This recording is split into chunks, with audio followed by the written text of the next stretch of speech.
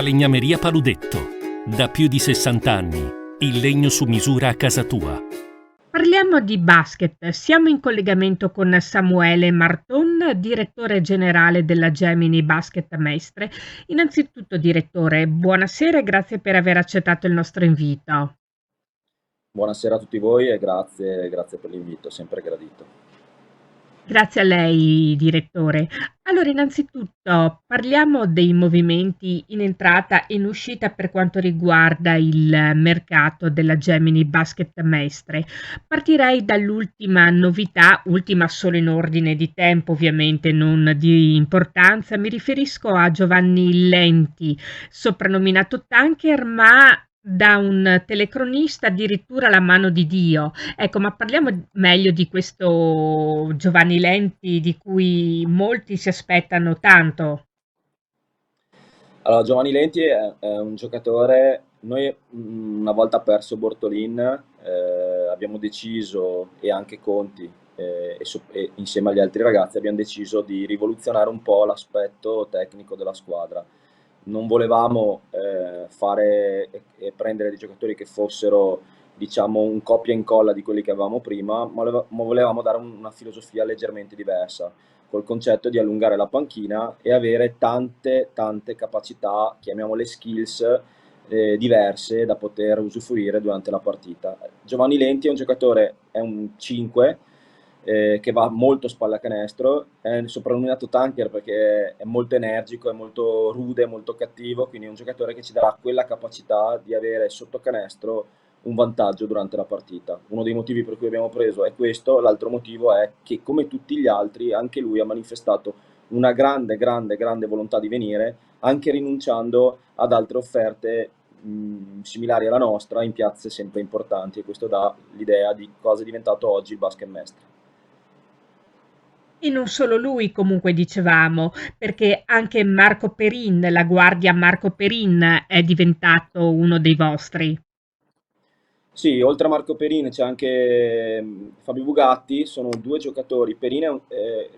Bugatti è un cannoniere, nel senso che l'anno scorso, subito dopo Alberto Conti, si è piazzato Fabio Bugatti, quindi un giocatore che ha caratteristiche importanti a livello offensivo e anche grande d'utilità nei ruoli. Vi posso dire già, perché tanto non è una notizia nascosta, che arriverà anche Ivan Morgillo, che è un altro lungo, e a fronte di una squadra del genere volevamo mettere una ciliegina sulla torta per dare un senso della nostra ambizione, prendendo un giocatore di altissimo spessore, di grande valore, come Marco Perin, che è un giocatore che ha già vinto questo campionato, ha già fatto la 2, è un giocatore riconosciuto a livello nazionale, ma soprattutto è un giocatore, anche lui, che voleva assolutamente venire a Mestre e che ha quelle capacità rispetto a Conti, che magari Conti è più un finalizzatore. Marco Perin è un giocatore che può tranquillamente finalizzare, ha ottimo tiro da fuori, ma soprattutto è un collante per la squadra perché legge molto bene e ha nelle soluzioni tipo pick and roll, quindi nelle collaborazioni con i lunghi, una delle sue capacità migliori. Per cui, guardando sia strategicamente che tecnicamente, ma anche come volontà, perché Marco, come Lenti, come Morgillo, come Bugatti e come tutti gli altri che sono rimasti, volevano fortemente Mestre, volevano per Cece Ciocca, volevano per la società, per la solidità, e quindi anche questo è stato valutato nel prendere questo tipo di giocatori. Sicuramente quindi l'attaccamento alla maglia, alla piazza sarà un fattore determinante per la nuova Gemini Basket Mestre, mi par di capire. Sì, noi stiamo continuando la filosofia dell'anno scorso, dove volevamo una squadra che semplificasse i valori di Mestre, Mestre che rinasce, Mestre che finalmente ritorna al Tagliercio. Giocheremo le partite in casa del campionato al Tagliercio, e quindi c'era bisogno di identificare una squadra con un popolo che rinasce e che finalmente torna nella casa che l'ha vista protagonista negli anni passati. È un vanto della nostra società, ma anche un grande sforzo, un grande sacrificio. Colgo l'occasione per ringraziare la Reyer e il comune, perché tutto questo comunque non sarebbe potuto avvenire se non ci fosse stato l'aiuto vero da parte della società Reyer. Ma nello stesso tempo adesso lo sforzo, sia dal punto di vista economico ma anche organizzativo, è importante, e quindi c'è bisogno veramente, faccio anche un appello, per far sì che questo sogno che noi stiamo dando a questo popolo non si infranga. E quindi tra poco partiremo con la campagna abbonamenti, e mi aspetto, oltre che alla campagna abbonamenti, ma anche il sabato sera alle 20:30 un tagliercio veramente gremito.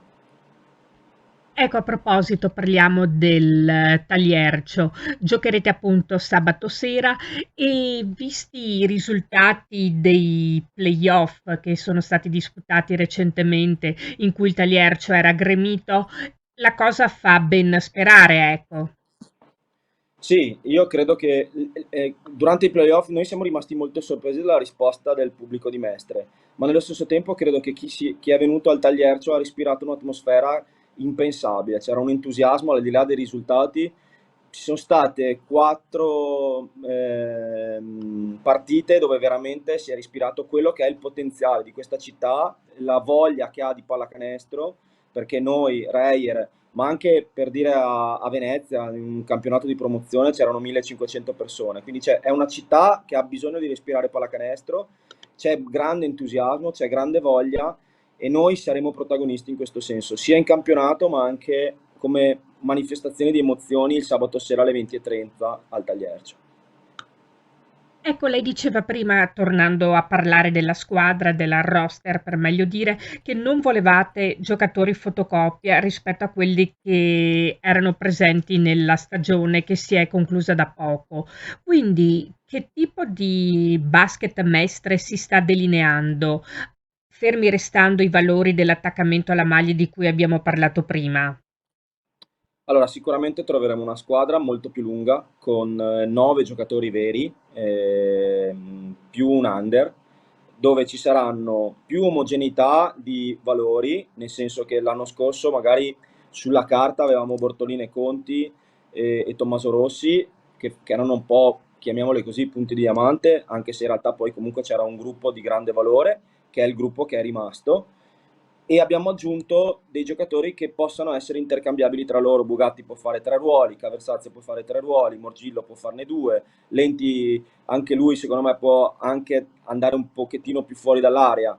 E lo stesso Mazzucchelli può giocare 2 ruoli, quindi una squadra più omogenea. Non ci saranno probabilmente tabellini da 25 punti a partita, ma ci saranno, l'idea nostra è quella di avere una squadra che possa avere di media 5-6 ragazzi che vadano in doppia cifra e un gruppo di grande lavoro, di condivisione, di idee che parte dal nostro allenatore Cece Ciocca, che ha sempre voluto una squadra che potesse essere nella sua globalità una forza d'urto contro le squadre avversarie, basandosi su un sistema di gioco che valorizzi tutti i giocatori, che non li imbrighi in reti per non sfruttare il proprio talento, ma che li valorizzi e che dia entusiasmo sia nella parte offensiva che nella parte difensiva. Chiarissimo. E dunque per aver fatto il punto della situazione sulla Gemini Basket Mestre, ringraziamo di cuore Samuele Marton, il direttore generale, per essere stato con noi. Grazie a voi e vi aspetto tutti al Tagliercio.